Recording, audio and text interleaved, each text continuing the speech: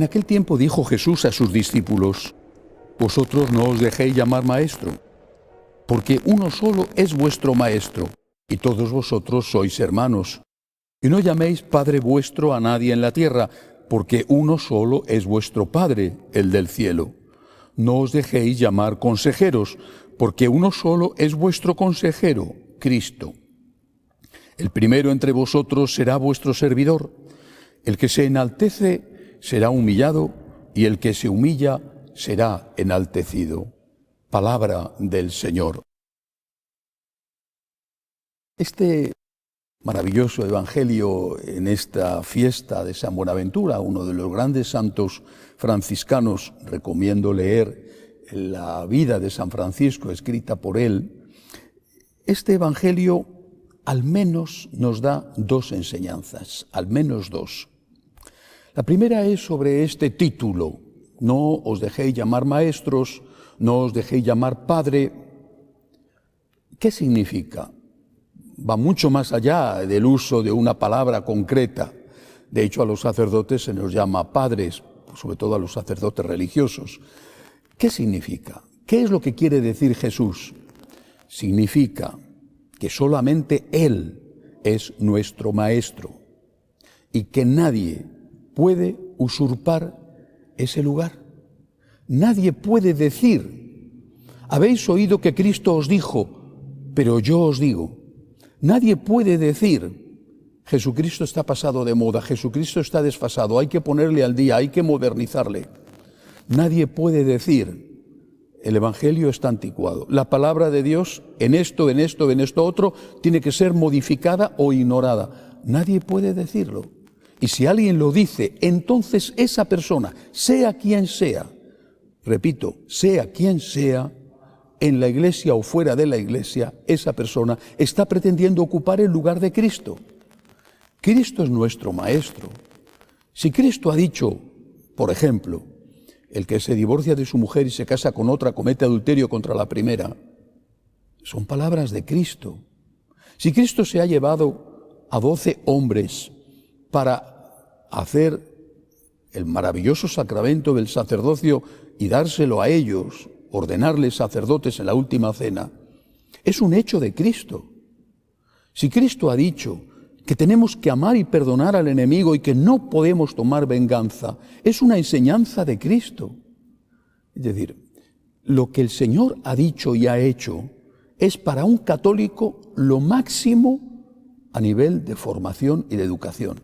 Nadie, ni en la Iglesia ni fuera de ella, puede pretender ponerse por encima de Cristo. Eso es a lo que se refiere nuestro Señor y no al hecho de que a una persona le llames maestro o le llames padre.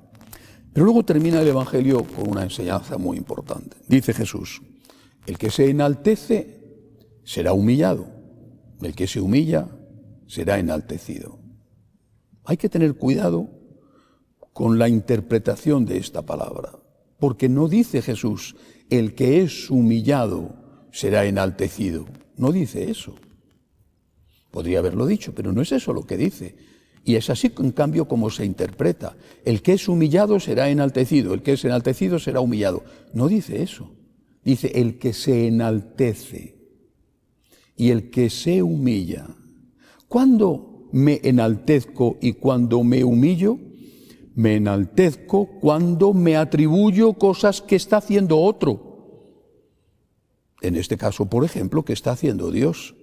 La Virgen María no se enaltece cuando proclama el Magnificat, porque dice que las obras grandes las hace Dios. Proclama mi alma la grandeza del Señor. El Señor ha hecho obras grandes por mí. Es el Señor quien lo ha hecho. Claro que son obras grandes. La más gran obra, el nacimiento del Redentor, es el Señor quien lo ha hecho, con la colaboración de ella, naturalmente. ¿Y quién es el que se humilla? El que se humilla es aquel que busca la humildad. No tienes por qué aparecer, pero sobre todo el que se humilla es aquel que acepta las humillaciones. Dicen que la humildad no hay que buscarla, dicen, porque viene sola. Tienes que aceptar lo que viene, que es mucho más difícil que buscarlo tú. Tienes que aceptar, pues, que no te traten como piensas que te mereces, como a lo mejor de verdad te mereces. Tienes que aceptar que no reconozcan del todo lo que estás haciendo. A veces no lo reconocen en nada. Tienes que aceptar incluso las humillaciones que forman parte de la vida. Te vas haciendo mayor o estás enfermo o tienes que pedir ayuda económica o una ayuda de cualquier tipo.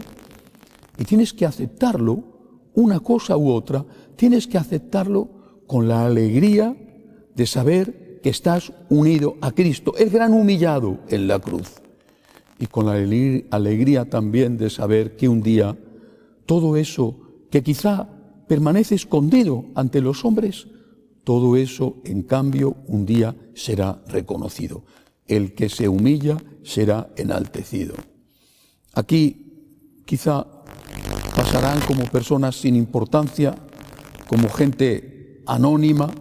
En cambio, en el cielo, que es la vida eterna y que sí existe, en el cielo se verán las cosas de otra manera. Y posiblemente los que hoy son grandes, allí, si es que están, serán los últimos, si es que están. Además, estamos viendo cómo los que hoy son grandes, de la noche a la mañana desaparecen y poco después ya nadie se acuerda de ellos. En cambio, los santos son siempre recordados y siempre son una luz en la oscuridad. Acepta las humillaciones, acepta lo que te viene dado. No digo que no defiendas tus derechos, es una cosa distinta. Pero mientras defiendes tus derechos, acepta las humillaciones, porque el que se humilla, el que las acepta por amor al Señor y para unirse al Señor, ese, sin ninguna duda, será enaltecido. Que así sea.